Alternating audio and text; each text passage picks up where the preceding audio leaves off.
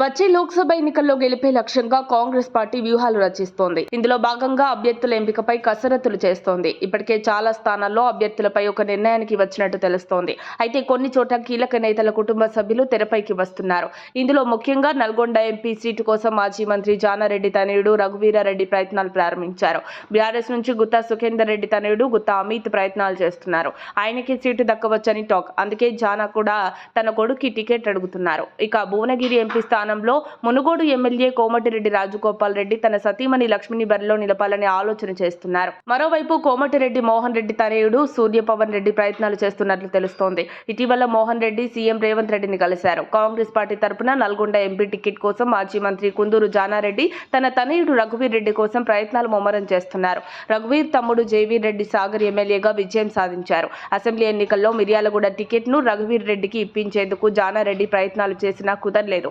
ప్రస్తుతం పార్లమెంటు కోసం పోటీ చేయించాలనే ఆలోచనలో భాగంగా టికెట్ కోసం ప్రయత్నాలు చేస్తున్నారు. తాజాగా రఘువీర్ రెడ్డి తన పుట్టినరోజు సందర్భంగా పెద్ద ఎత్తున జన్మదిన వేడుకలు నిర్వహించారు. గుత్తా సుఖేందర్ రెడ్డి తనయుడు గుత్తా అమిత్ రెడ్డి డిసెంబర్ 31న ఆయన జన్మదినం సందర్భంగా వేడుకలను పెద్ద ఎత్తున నిర్వహించారు.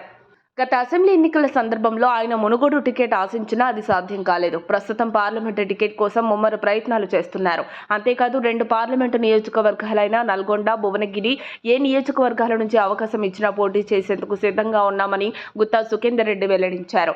అసెంబ్లీ ఎన్నికల సందర్భంలో సూర్యాపేట టికెట్ను రామరెడ్డి దామోదర్ రెడ్డికి ఇవ్వగా పటేల్ రమేష్ రెడ్డి వర్గీయులు ఆందోళనకు దిగడంతో పాటు ఎన్నికల్లో పోటీ చేసేందుకు సిద్ధపడ్డారు.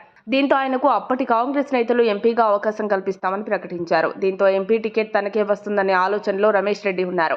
అయితే అసెంబ్లీ ఎన్నికల్లో ఓడిపోవడంతో దామోదర్ రెడ్డి కూడా ఎంపీ టికెట్ ఆశిస్తున్నట్లు తెలిసింది.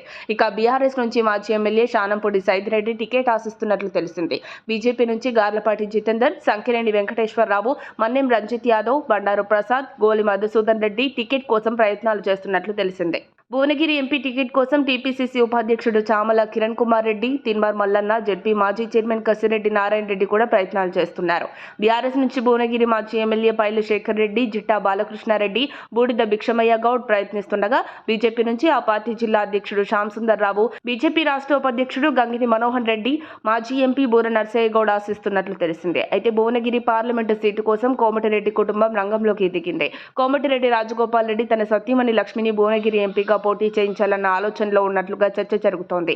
మరోవైపు భువనగిరి ఎంపీ టికెట్ ను కుంభం అనిల్ కుమార్ రెడ్డి కూతురు కీర్తిరెడ్డి ఆశిస్తున్నట్లు తెలిసింది. అయితే రేవంత్ లక్ష్మీ వైపే చూస్తారా లేక మరో ఆలోచన చేస్తారా అనేది తెలియాల్సి ఉంది. మరిన్ని అప్డేట్స్ కోసం మా కాయ్ టీవీని సబ్స్క్రైబ్ చేసుకోండి. మా వీడియో కనుక మీకు నచ్చినట్లయితే లైక్ చేయండి, షేర్ చేయండి. మీ విలువైన అభిప్రాయాలను కామెంట్ బాక్స్లో తెలియజేయండి.